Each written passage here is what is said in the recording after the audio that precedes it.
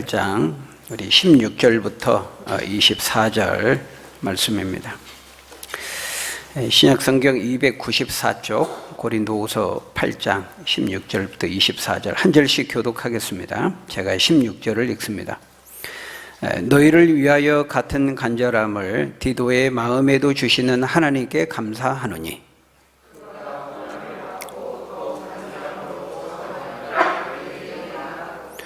또 그와 함께 그 형제를 보내었으니 이 사람은 복음으로서 모든 교회에서 칭찬을 받는 자요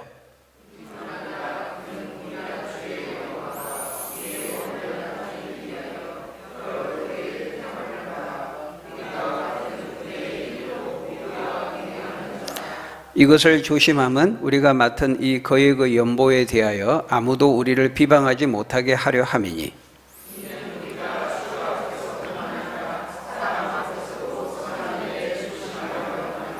또 그들과 함께 우리의 한 형제를 보내었노니 우리는 그가 여러 가지 일에 간절한 것을 여러 번 확인하였거니와 이제 그가 너희를 크게 믿음으로 더욱 간절하니라.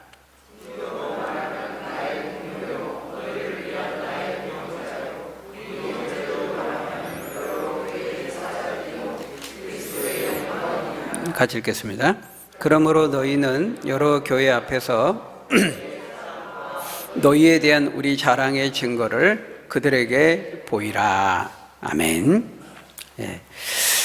오늘 본문 말씀은 이제 바울과 함께 동역했던 바울의 그 동역자들에 대해서 우리에게 말씀하고 있습니다. 바울 사도는 매우 탁월한 사도였고 훌륭한 그리스도의 제자였습니다. 충성스러운 하나님의 일꾼이었죠. 그럼에도 불구하고 독불장군은 아니었습니다. 하나님의 일을 하는 데 있어서는 반드시 함께 동역할 사람들을 필요로 한다는 것입니다. 그 누구도 혼자서 모든 것을 다 감당할 수는 없기 때문입니다. 우리 모두는 다 죄의 연약함을 가지고 있기 때문에 하나님의 함께 하심과 도우심을 무엇보다 필요로 하는 것이죠. 그런데 하나님은 우리를 도우실 때 그 돕는 방법이 여러 가지인데 이제 그 중에 하나가 뭡니까? 사람을 붙여주시는 것입니다. 동역자를 붙여주시는 것이죠. 필요적절한 바로 그 순간에 꼭 필요한 시기에 사람을 만나게 하시고 또 동역자를 붙여주심으로 도와주시는 거예요. 우리가 읽은 오늘 본문의 이 바울의 동역자들을 통해서 우리는 그것을 확인하게 되는 것입니다. 특별히 오늘 본문은 3명의 바울의 그 동역자들에 대해서 말씀하고 있어요. 첫 번째 사람은 누굽니까? 디도입니다. 그리고 두 번째, 세 번째 사람은 비록 이름은 언급되어 있지는 않아요. 여러분 먼저 거기 16절, 17절에 보면 이제 디도에 대해서 말씀하고 있고 18절, 19절에서는 두 번째 동역자에 대해서 그리고 22절에서는 세 번째 그 동역자에 대해서 말하고 있어요. 먼저 16절, 17절에 보면 디도에 대해 말씀하는데요. 우리 16절, 17절 한번 같이 읽어볼까요? 시작. 너희를 위하여 같은 간절함을 디도의 마음에도 주시는 하나님께 감사하노니 그가 고난을 받고 더욱 간절함으로 자원하여 너희에게 나아갔고 여기 너희에게 나아갔다 이 말은 지금 고린도 교회에 구제 헌금과 연보를 지금 가지러 갔다 그 말입니다. 우리가 지난 시간에 거기 6절에서도 살펴보았죠. 어려움에 처한 지금 예루살렘 교회의 그 가난한 성도들을 돕기 위해서 바울이 이방 지역에 세워진 교회들을 통해서 헌금과 연보를 모아서 그 예루살렘 모교회에 거기 전달하는 사역을 했는데 바로 이제 이 고린도 교회에도 이제 그 사역을 위해서 디도를 책임자로 세우고 디도를 그곳에 이제 파견을 했던 것입니다. 디도가 가서 고린도에 가서 헌금과 연보를 모아가지고 가져오는 그런 미션과 사명을 위해서 고린도 교회에 간 거죠. 근데 갈 때 디도 혼자 가지 않고 디도와 함께 두 번째, 세 번째 동역자로 일컬어지는 이 두 사람과 함께 간 겁니다. 함께 보낸 겁니다. 그러니까 몇 사람이 간 거예요? 총 3명이 간 겁니다. 3사람이 간 거죠. 그런데 디도가 지금 어떤 마음을 가지고 고린도 교회에 갔다는 거예요? 어떤 마음을 가지고 이 사명에 임했다는 것입니까? 거기 보니까 너희를 위하여 같은 간절함을 디도의 마음에도 주시는 하나님께 감사하노니 그랬죠. 사도 바울과 똑같은 간절함을 가지고 이 디도가 그 사명을 감당하기 위해 갔다는 거예요. 너희를 위하여, 고린도 교회를 위해서, 고린도 교회를 향한 그 사도 바울이 가졌던 그 사랑의 마음과 그 간절함과 그 같은 열정을 가지고 디도도 고린도 교회에 갔다는 것입니다. 그가 고난을 받고 더욱 간절함으로 자원해서 너희에게 나아갔다, 이렇게 말하고 있어요. 여러분, 우리가 이제 디도는 이미 벌써 이제 고린도 교회를 이미 한번 갔다가 왔었죠. 우리가 봤죠. 이 바울이 원래는 고린도 교회를 이제 2번 방문하려고 했었잖아요. 근데 한 번 방문하고 2번째 방문을 하지 못했습니다. 왜 못했죠? 한 번 방문한 다음에 그 방문이 너무 가슴 아픈 방문이 되어서 2번째 방문을 보류하고 대신 그 눈물의 편지를 써서 보냈습니다. 그때 눈물의 편지를 누구 편에 붙였습니까? 디도 편에 붙였습니다. 디도가 그 편지를 가지고 이제 고린도 교회에 갔었죠. 그리고 이제 그 바울이 눈물로 쓴 그 편지를 이제 읽고 그 읽은 결과를 가지고 반응을 가지고 디도가 오기로 했는데 에베소에서 만나기로 한 그 날짜가 지났음에도 오지 않으니까 이제 바울이 걱정이 되고 너무 이제 낙심을 해가지고 에베소에서 전도할 문을 많이 열어주셨음에도 불구하고 선교를 중단하고 마게도냐에 철수해 버렸잖아요. 그런 다음에 이제 얼마 있다가 마게도냐에 이제 디도가 기쁜 소식을 가지고 이제 왔잖아요. 봤죠? 앞에서. 그래서 지금 디도는 이미 지금 고린도교를 한번 갔다 온 겁니다. 그런데 또 다시 이 헌금과 구제 이 연보를 모아서 가져오는 일을 위해서 고린도 교회에 지금 또 보내고 있는 거예요. 여러분, 지금 뭐 이때가 오늘 우리처럼 뭐 비행기가 있고 KTX가 있고 뭐 그런 때가 아니잖아요. 여러분, 첫 번째 방문 때도 눈물의 편지 가지고 전달하는 것도 이거 엄청 부담스러운 일이었거든요. 힘든 일이었습니다. 그런데 이번에는 이제 구제 헌금과 연보를 이제 모아 가지고 가져오는 일을 위해서 디도를 또 보내고 있는 거예요. 여러분, 이건 뭘 의미할까요? 힘들고 어려울 때마다 바울이 누구를 찾아요? 누구를 보내요? 디도를 찾고 있고 디도에게 도움을 구하고 디도를 보내고 있는 것을 볼 수 있습니다. 첫 번째 방문 때도 굉장히 부담스럽고 힘든 그런 방문이었는데 그때 디도를 시켜가지고 네가 좀 갔다 왔으면 좋겠다, 디도 보내고 이번에도 또 힘들고 어려운 부담스러운 사역에 또 디도를 보내는 거예요. 여러분, 이건 뭘 보여주는 거예요?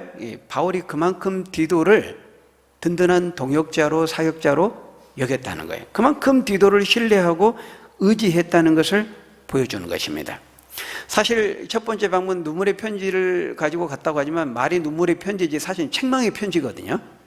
바울이 그 안에서 편지를 통해서 첫 번째 그 가슴 아픈 방문 이후에 그들의 잘못들을 이제 지적하고 책망하고 그 꾸지람의 내용이 가득한 편지였어요. 그래서 바울이 그 편지 고린도 교회 성도들 읽고 어떻게 반응할까, 지금까지 안 온 거 보니까 반응이 안 좋았나 보다 막 근심하고 걱정해가지고 선교를 못할 정도로 해서 마게도냐에 철수할 정도였다니까요.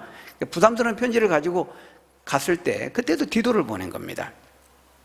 근데 이번에도 헌금과 연보를 모아 가져오는 이 중요한 부담스러운 사역을 위해서 또 디도를 보내고 있는 것을 볼 수 있어요. 그만큼 바울에게 디도는 믿고 의지하는 이제 든든한 동역자였다는 것을 보여주는 거예요.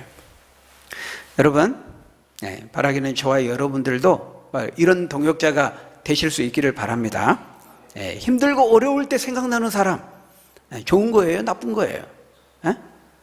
누군가에게 힘들고 어려울 때 의지가 되고 든든히 여기고 믿고 의지할 만한 성도가 되고 동역자가 된다는 거, 얼마나 복된 일입니까?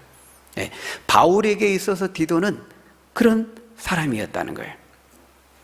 우리가 사람들과 어떤 일을 하다 보면은 든든한 사람이 있고 불안한 사람이 있잖아요.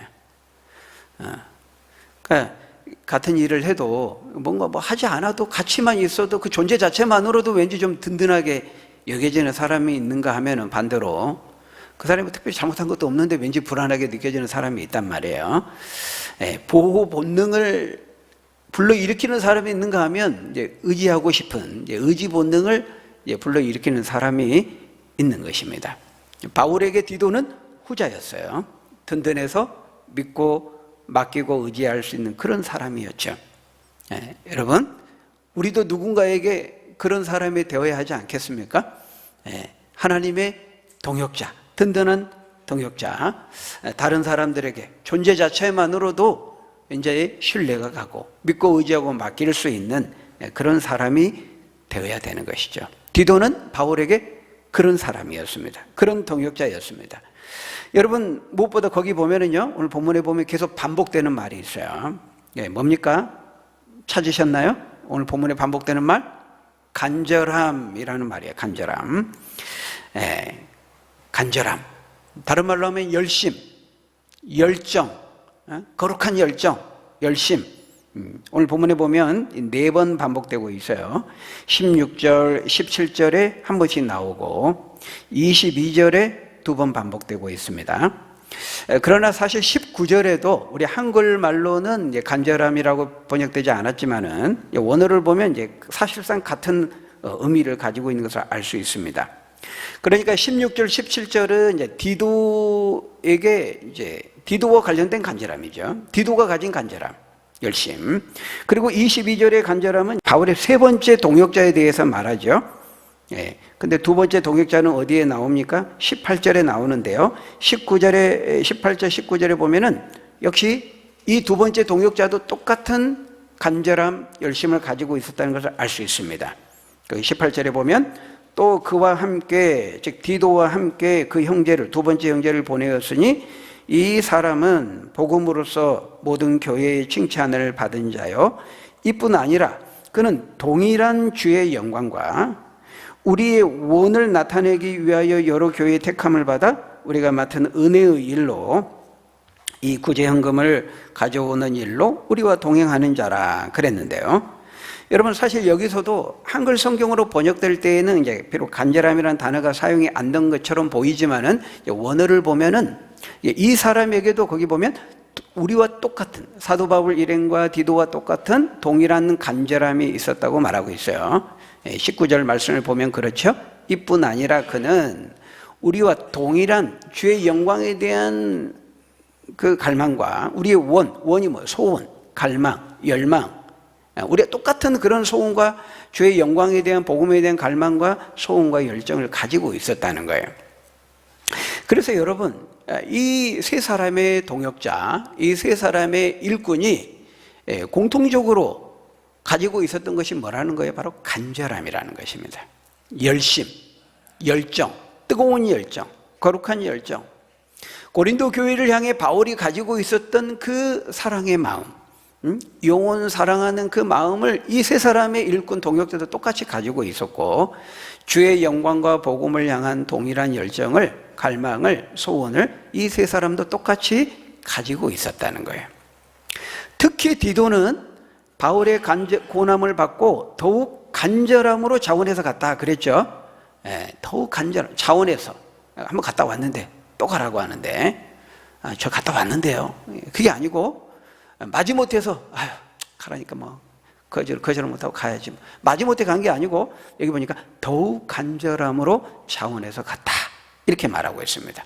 더욱 뜨거운 간절함과 열정을 가지고 자원해서 간 겁니다. 여러분, 우리가 이제 지난주에 그 헌금과 연보에 대해서도 우리가 살펴보면서요, 그 중요한 원리 가운데 하나가 뭐라 그랬습니까? 하나님은 자원하는 마음과 감사의 마음과 믿음으로 드릴 때 그 연보를 받으신다고 그랬잖아요. 오늘 본문에도 또 나오는 겁니다. 또 말씀합니다. 하나님의 일을 하는 일꾼에게, 하나님의 일을 하는 사역자에게 무엇보다 필요한 것이 뭐예요? 간절한 마음과 자원하는 마음이에요. 여러분, 이 간절한 마음과 자원하는 마음에서 뭐가 나와요? 열심이 나오는 겁니다. 거룩한 열정이 이 자원하는 마음과 간절한 마음에서 나오는 것이죠. 바울과 함께 동역했던, 함께 일했던 이 세 사람의 일꾼에게도 모두 공통적으로 하나님을 향한 이 거룩한 열정, 열심이 있었다는 것을 알 수가 있는 것입니다.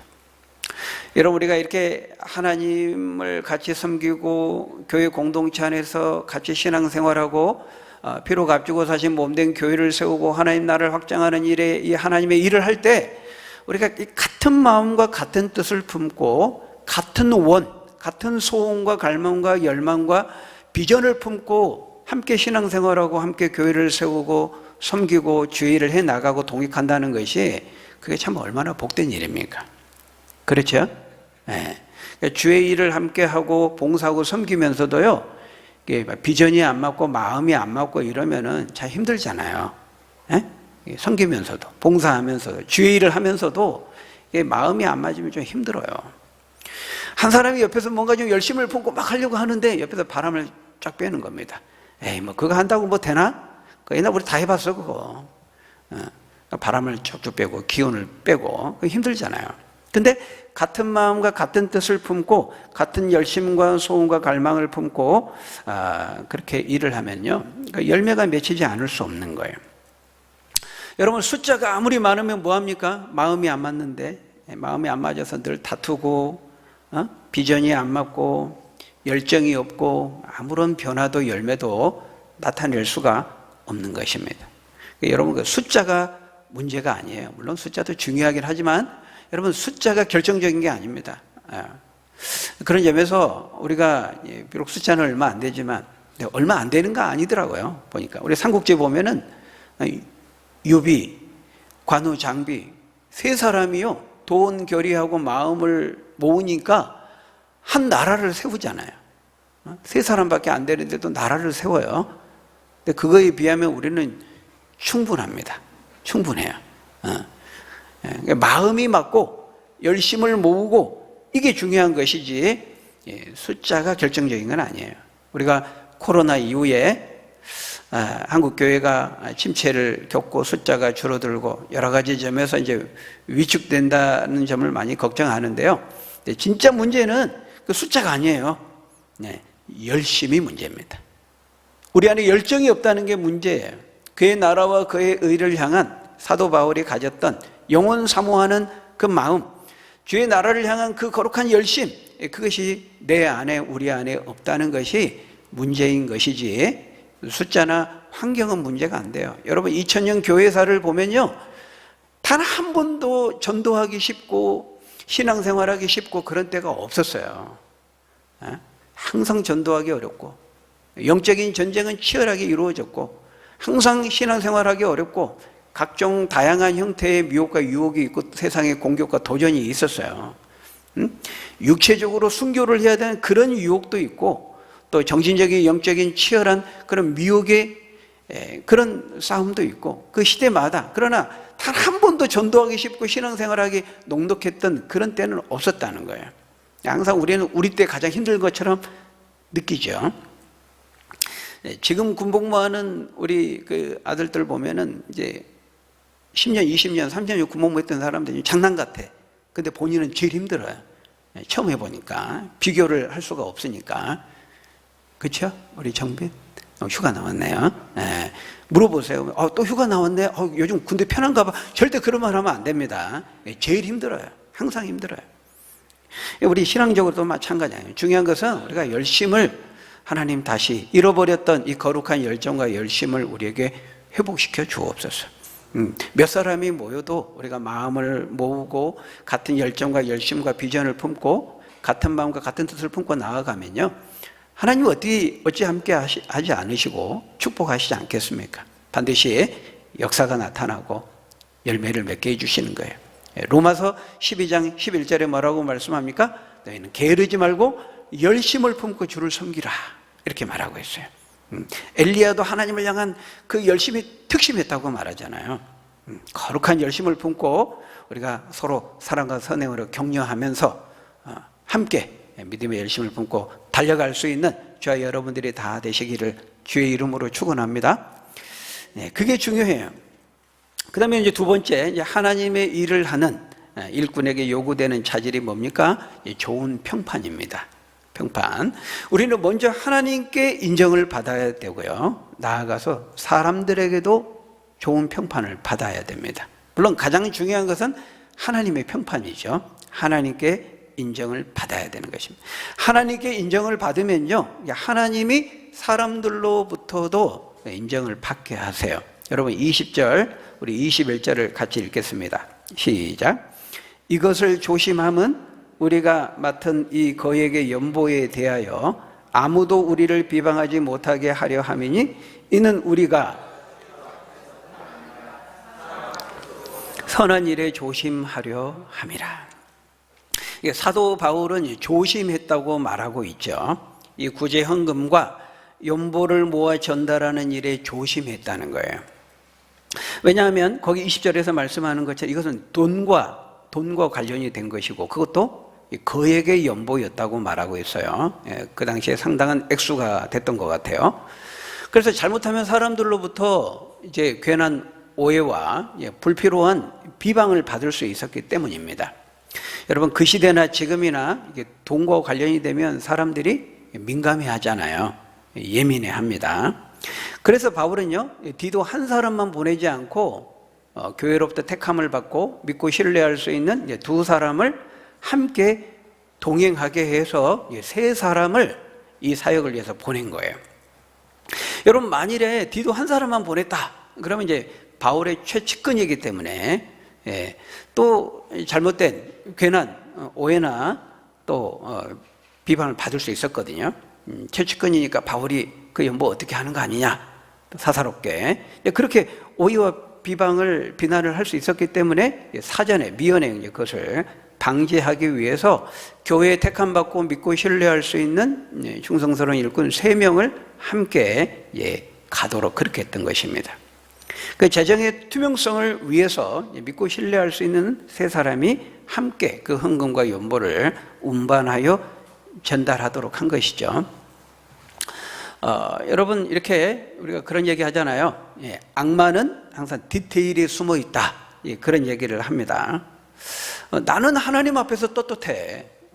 하나님 앞에서 떳떳하면 되지 뭐 사람들 뭐라고 해도 신경 안 써. 신경 쓸 필요 없어. 여러분 그게 그 말 자체는 뭐 틀린 말은 아니에요. 근데 그 말이 항상 맞는 건 아니에요. 여러분 우리가 조금만 섬세하게 디테일한 부분에서 조심하고 신경을 쓰면은 하나님께도 영광이 되고 사람들에게도 덕을 끼치게 된다면 우리는 그렇게 해야 되는 거거든요. 조금 번거로워도 조금 불편해도 그래 거기에 지혜가 필요한 겁니다. 나는 떳떳하다고 하는데 그러면서 막 이렇게 사람들 그 시선을 이제 배려하지 않고 여러분 그래서 이게 우리가 이제 사람의 눈치를 봐서는 안 돼요. 하나님 앞에서 우리가 이 눈치를 보는 거하고 다른 사람들을 하나님의 영광을 위해서 이렇게 배려하는 거하고 이걸 좀 잘 구별해야 돼요. 우리가 하나님 앞에서 믿음으로 행해야 될 때 사람의 눈치와 인정과 칭찬을 구해서는 안 되지만 다른 사람들, 믿음이 약한 사람들, 연약한 사람들 그들을 실족시키지 않기 위해서 배려해야 되거든요. 고려해야 될 때가 있는 거예요. 그거를 잘 구별해야 되는데 이제 그런 거 없이 막 하면은 이게 굉장히 이제 불손한 기독교가 되기가 쉽거든요. 무리한 기독교라 그러잖아요. 자기는 막 믿음으로 한다고 하는데 덕이 되지가 않는 겁니다. 무리한 기독교가 되게 하면 안 되는 거예요. 물론 지금 바울이 하는 이 일은 굉장히 좋은 일이고 선한 일이에요.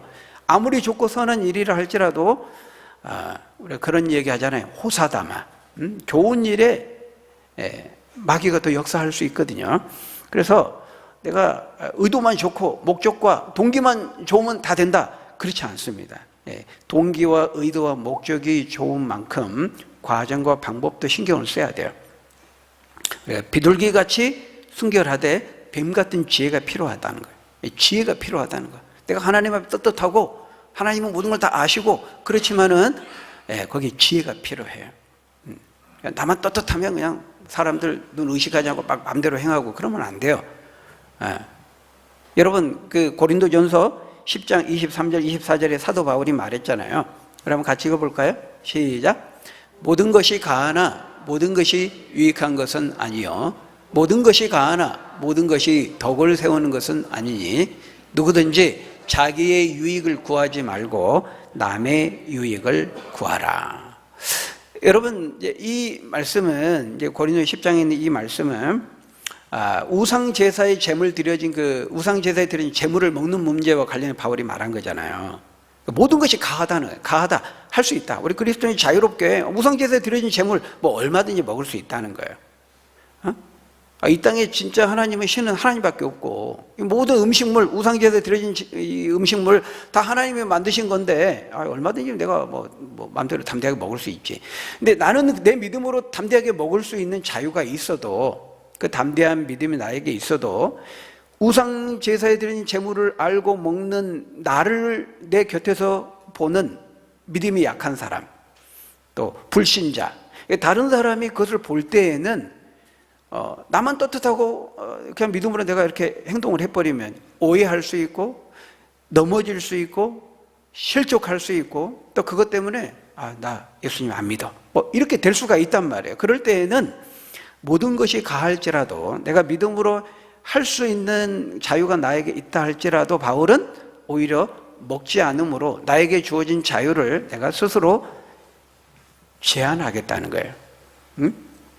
그것이 그 자리에 그 순간에 하나님께 영광을 돌리는 것이고 다른 사람들에게 유익을 주고 덕을 끼치는 것이라 하는 것이죠. 그래서 섬세한 지혜가 필요하다는 것입니다. 나만 하나님의 떳떳하니까 믿음으로 그냥 내 마음대로 해. 그러면 안 된다는 거예요. 여러분, 오늘 본문에서도 마찬가지입니다.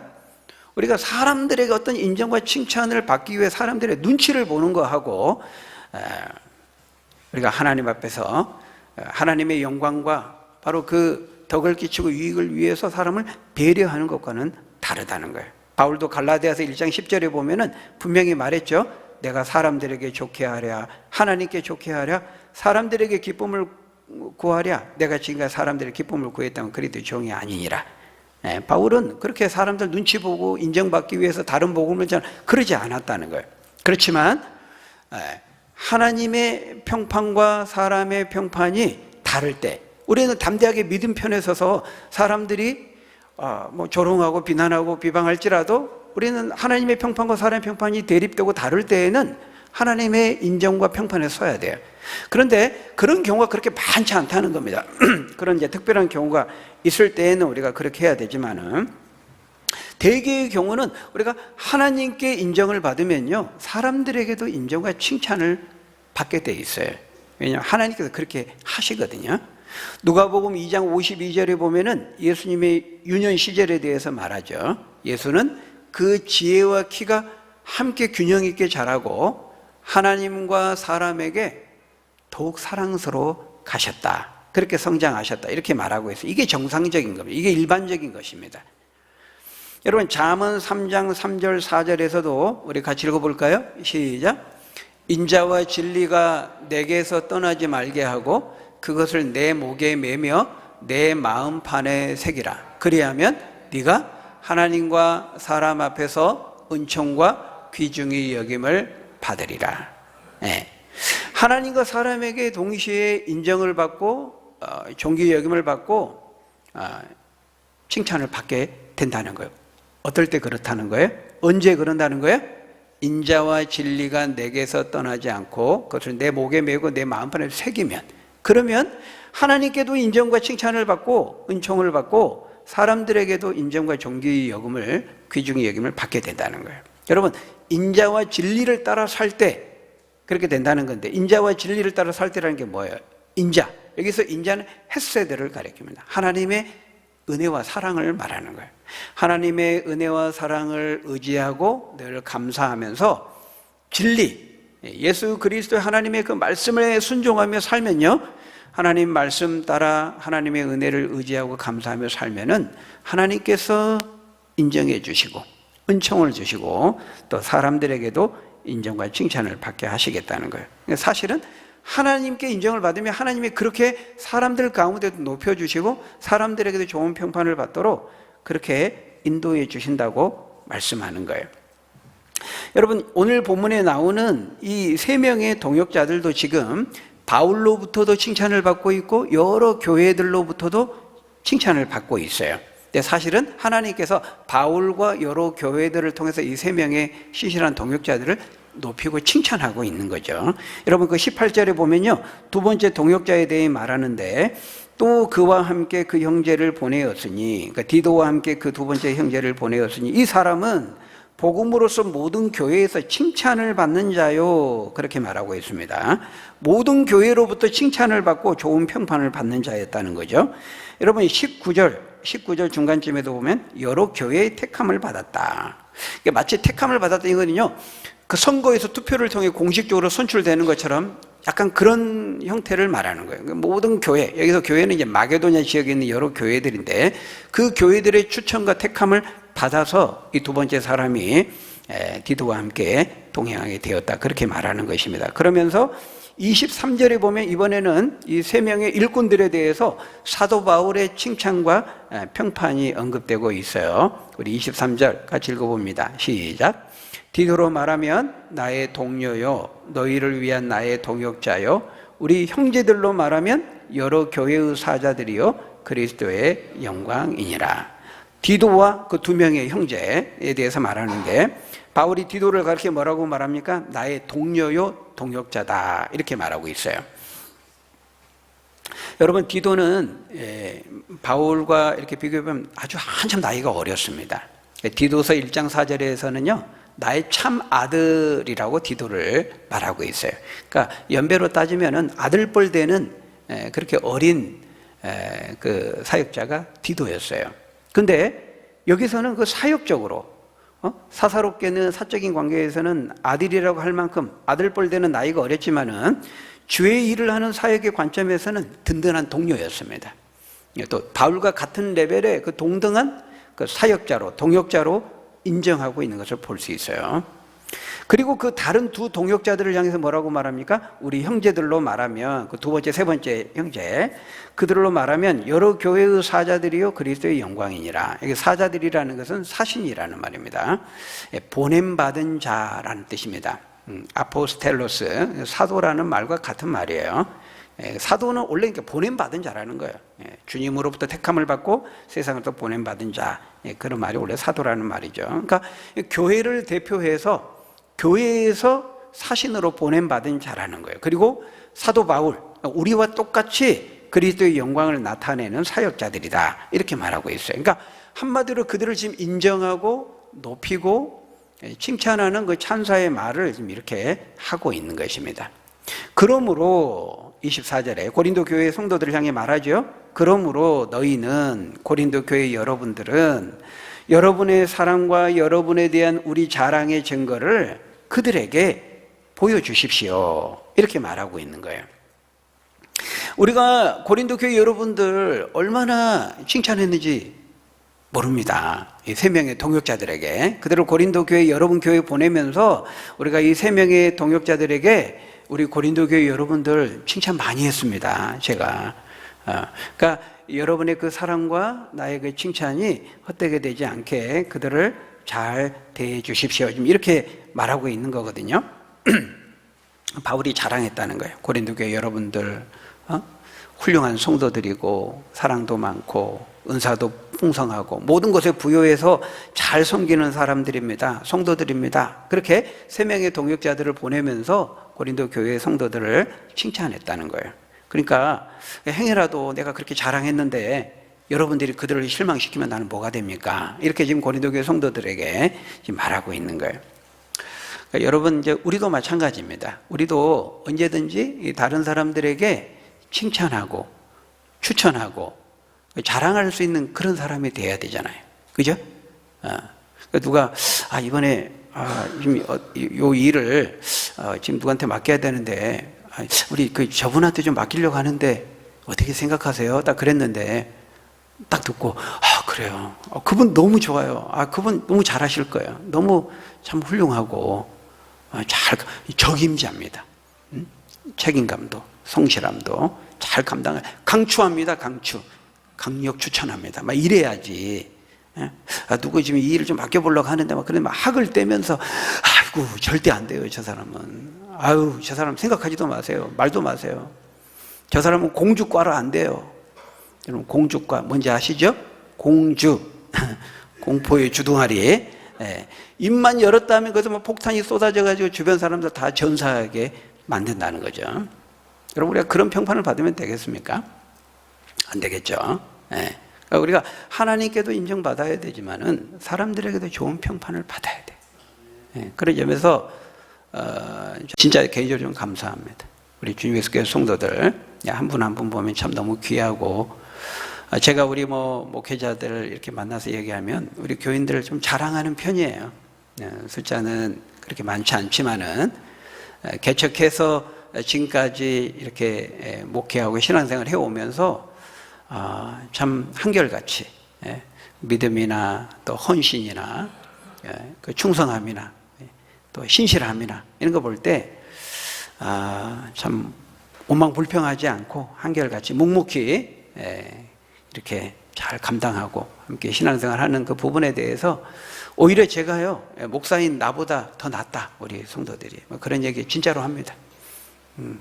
제가 워낙 부족함이 많기 때문에 하나님께서 그런 생각을 해요. 다 이렇게 아무나 우리 교회에 이렇게 보내주시지 않고 선별해가지고 다 이렇게 다 필요한 분들 그렇게 보내주시지 않나, 그런 생각이 듭니다. 감사하게 생각하는데요.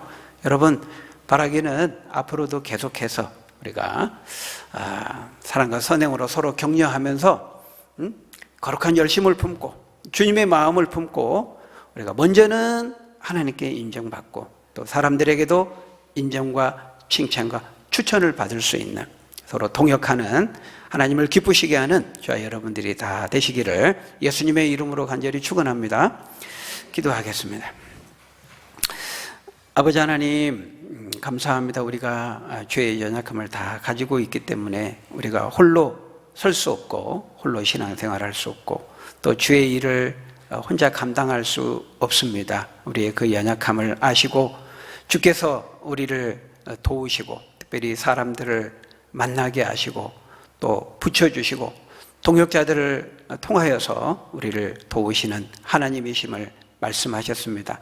우리의 약함과 연약함을 늘 겸손히 고백하고 함께 붙여주셔서 함께 일하고 동역하고 함께 피로 값주고 사신 주의 몸된 교회를 세우게 해주신 그 한 사람 한 사람의 함께 신앙생활하는 우리 성도들 귀하게 여기고 그들을 칭찬하고 격려하고 추천하고 함께 선한 하나님의 평판과 사람의 평판을 받을 수 있는 그런 건강한 교회 공동체 또 성도들로 세워질 수 있도록 하나님 축복해 주옵소서. 예수님 이름으로 기도하옵나이다.